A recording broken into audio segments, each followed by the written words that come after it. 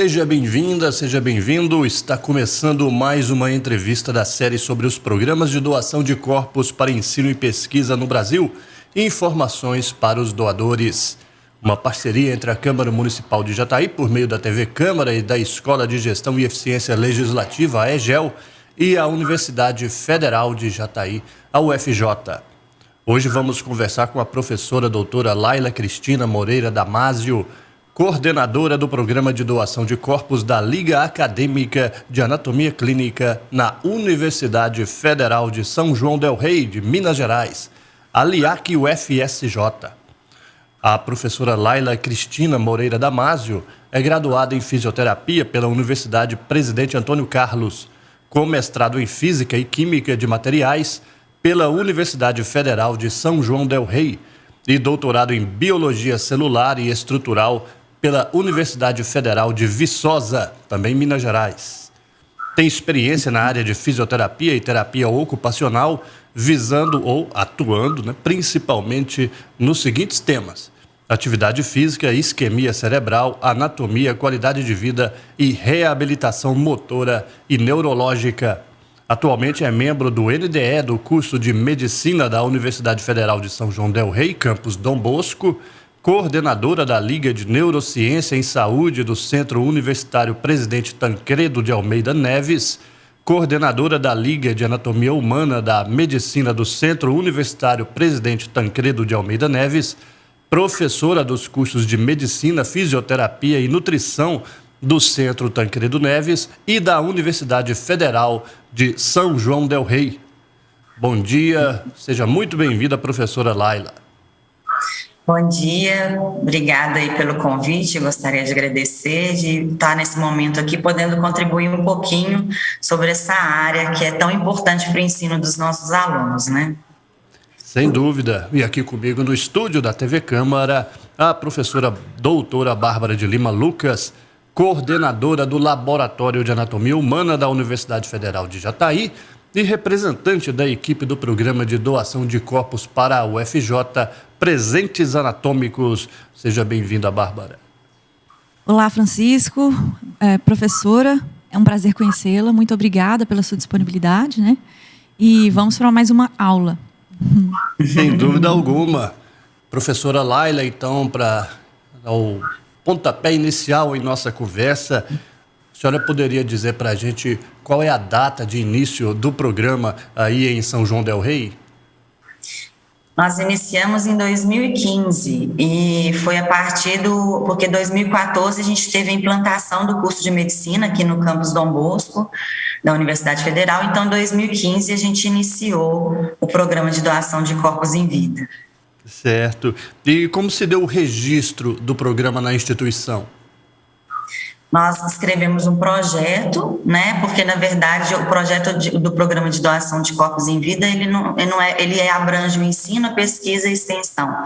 Então nós fizemos o cadastro no Conselho Universitário da Universidade e também no Conselho de Pesquisa e Extensão da Universidade.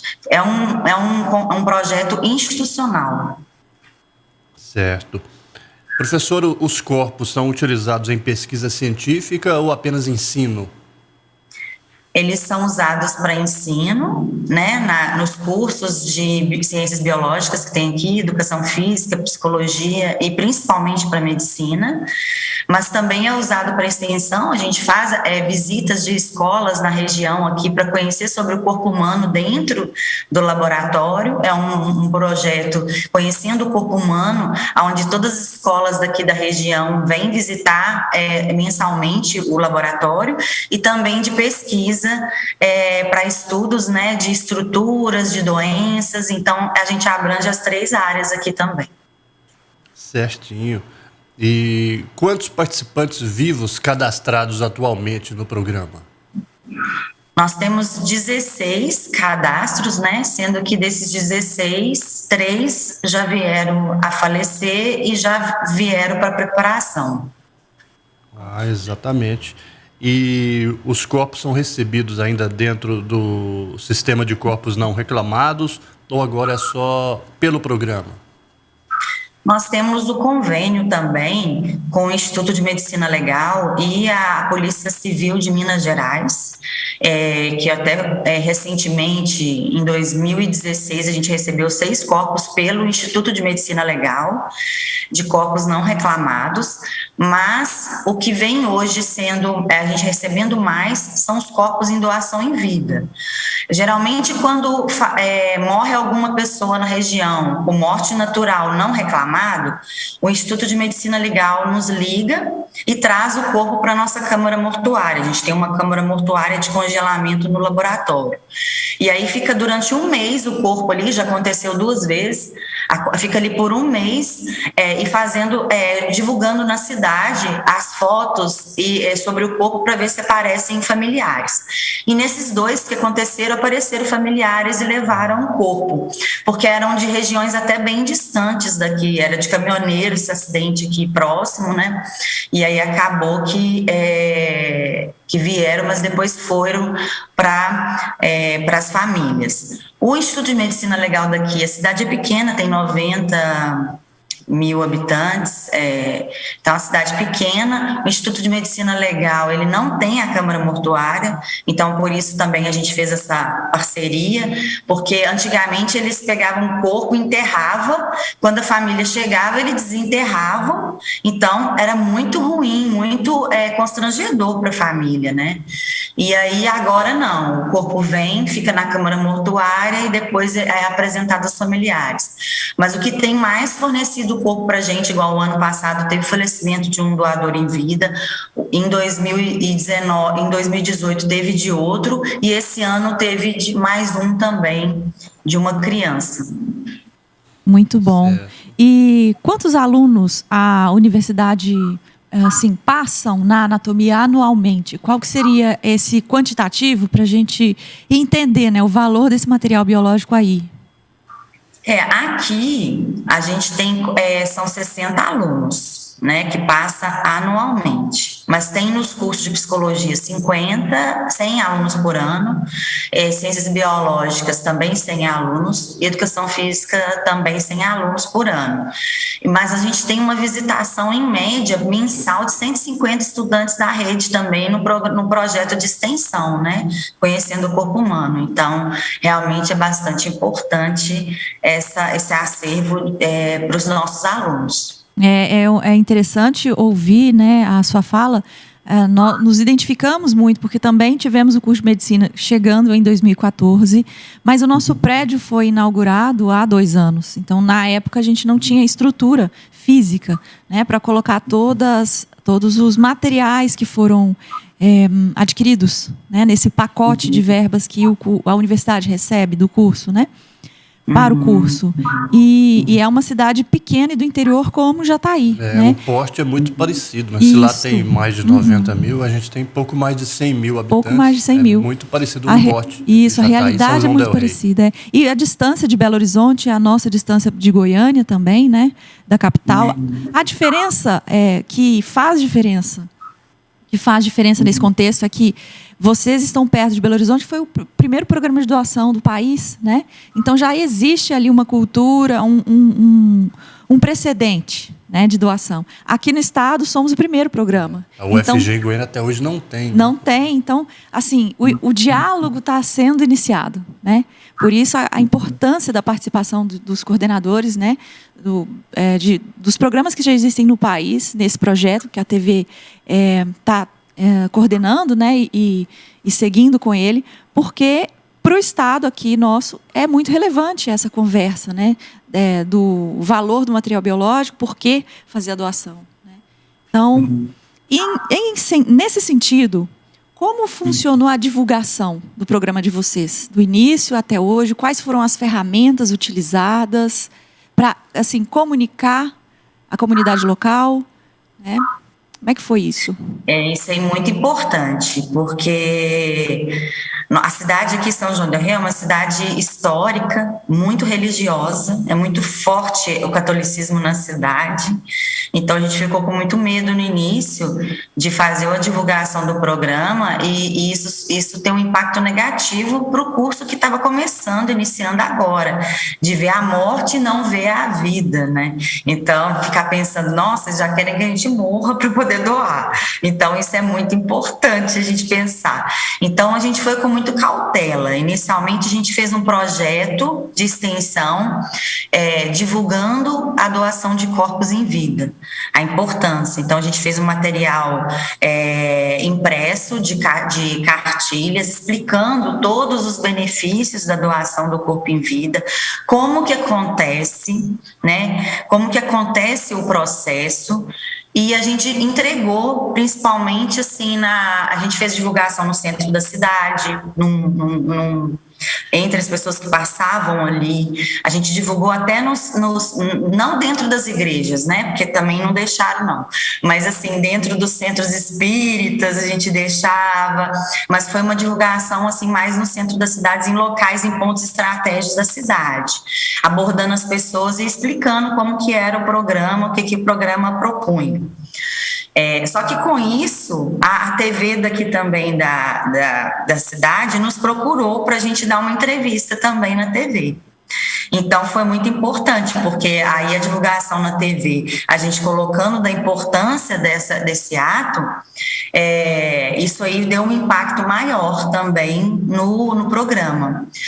E a gente colocou também na página da Liga, né, uma aba de programa de doação de corpos, que eu acho que é muito importante. Por exemplo, esse ano, a gente teve doação de um bebê de 9 meses, com uma síndrome rara, e é de uma cidade próxima de Belo Horizonte. Então, eles procuraram a gente, em vez de procurar a instituição em Belo Horizonte, para poder fazer a doação, né? Então, esses foram os meios que nós utilizamos para divulgar, sempre mostrando, né, esse lado positivo. Geralmente as pessoas perguntam, eu quero primeiro doar meus órgãos para depois doar meu corpo. As pessoas falavam isso, né?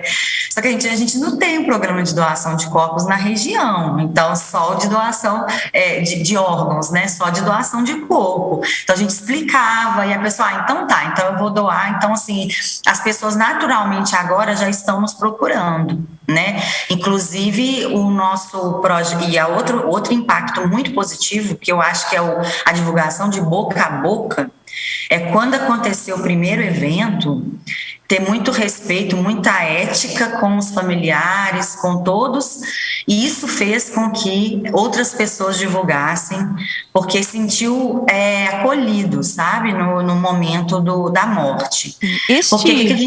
Este evento seria aquela cerimônia de agradecimento? Então, a gente faz o seguinte, a gente não faz uma cerimônia de agradecimento. Quando a pessoa acaba de morrer, a pessoa liga para a gente, tem uma carteirinha, o familiar liga para a gente já contacta a funerária busca. A funerária traz o corpo para cá, a gente observa se está em boas condições, e a gente deixa os familiares fazer uma cerimônia de despedida, eles despedirem do corpo.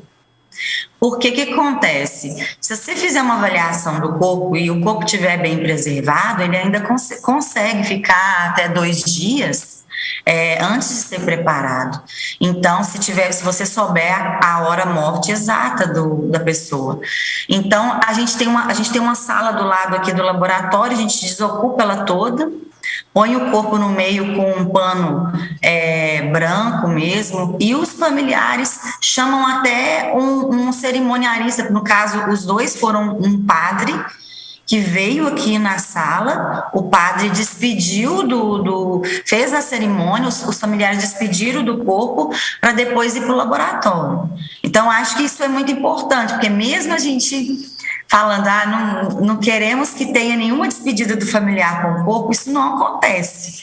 E é o ideal que aconteça, porque isso dá uma segurança, um bem-estar para os familiares, que eles querem despedir.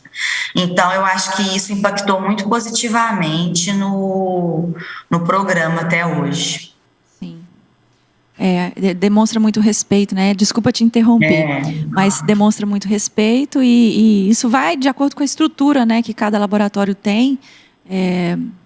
Para a gente pegou receber uma sala de aula, na verdade, do lado do laboratório. Sim. A gente tira as carteiras e põe o corpo e a gente pergunta a religião e pergunta para a família, vocês querem chamar alguém para fazer alguma oração, alguma coisa? Aí vai de cada familiar, se quer chamar um pastor, se quer chamar um padre, então eles chamam, faz a oração ali, os padres que vieram não se sentiram incomodados, se sentiram até lisonjeados.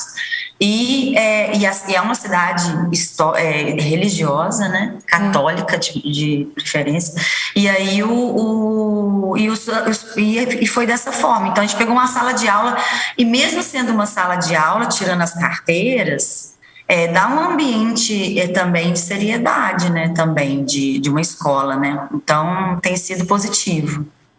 Certo. Ótimo. E, professora Laila, qual que é o critério de aceitação do corpo doado? A gente aceita corpos que não tenham morrido por infecções, né? Por exemplo, o Covid agora, a gente não recebe corpo que tenha como causa Covid. Então, se a pessoa doou o corpo em vida, mas ela morreu com uma doença infecto-contagiosa, a gente não recebe. Tá? Antes a gente tinha padronizado para não receber menores de 18 anos. Só que a gente até fez um aditivo no projeto para receber essa criança, por exemplo, de 9 meses que nós recebemos esse ano, que é uma síndrome rara, e a mãe queria muito que a gente estudasse a síndrome, porque é a segunda gestação dela com a síndrome e nasce e morre depois do nascimento. Então, a gente fez um aditivo no projeto para receber também menores de 18 anos, com o termo de consentimento dos pais também.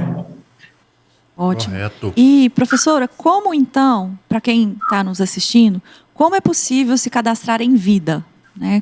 Existem documentos já impressos em algum setor da universidade ou vocês disponibilizam isso em algum local da cidade ou estão nos sites para impressão? A gente tem no nosso site, tem o modelo, o link do termo de doação, de doação em vida do doador e de um familiar, que é importante ter o de um familiar também, né? E aí depois a pessoa preenche, autentica no cartório e nos encaminha. E aí a gente marca uma entrevista para ver o perfil do doador. A gente marca uma entrevista, vê o perfil do doador e depois emite a carteirinha para o doador e para um familiar. Ótimo. Seria esse processo. E já, assim, a senhora comentou que os 3 recebidos foram, na verdade, uma conversão de cadastros. Vocês teriam aí a possibilidade de receber também pessoas que a família decidiu doar porque informalmente havia essa conversa, mas não houve um cadastro prévio, nem uma assinatura de termo por escrito. É possível receber nessa situação? Na verdade, a gente não recebe. A gente tem que ter a pessoa em vida. Só se for um bebê, igual não tem condições de responder por ele, né? Igual foi esse caso, mas em geral a gente pede o termo de doação em vida da pessoa, porque em lei a pessoa ela é dona do seu patrimônio, do seu corpo, né? Então ela precisa responder. No caso, a gente teve um doador de uma pessoa que ele tem um tutor. Ele tem uma tutora que responde por ele, mas ele queria muito, então a tutora assinou, respondeu e tudo, mas a gente pede que a pessoa esteja ciente, né, da doação em vida. Certinho. Professora, e na ocasião da morte do doador, quais as providências deverão ser adotadas? É até relativamente muito simples. O familiar, por exemplo, esse último do ano passado, ele veio a falecer numa cidade próxima aqui de Belo Horizonte, na verdade, ele faleceu em Nova Lima. Aí eles já ligaram para a gente contactou a funerária foi buscar o corpo, trouxe o corpo para o laboratório, aí a gente avaliou o corpo, organizou a sala de aula para despedida, os familiares vieram, a gente marcou à tarde, por exemplo, o corpo veio de manhã, nós marcamos 3 horas da tarde para os familiares virem despedir, e aí depois foi para preparação. Aí depois que vai para a preparação, a gente tem que fazer a certidão de óbito. Aí a certidão de óbito, geralmente aqui a funerária nos ajuda muito nesse sentido, porque ela tem que vir com o nome da universidade. Então, o familiar tem que ir com o representante da universidade no cartório e a gente leva os termos de consentimentos assinados e autenticados no cartório para o cartório registrar a certidão de óbito no nome da universidade. Simples assim. A gente infunde o formol na artéria femoral durante 3 horas. Geralmente é 3 horas quando o corpo está em bom estado. Quando está em putrefação, como eu falei, a gente fez as 11 horas de infusão, a gente conseguiu recuperar o corpo, ficou muito bom, o cérebro ficou perfeito, os órgãos ficaram muito nítidos.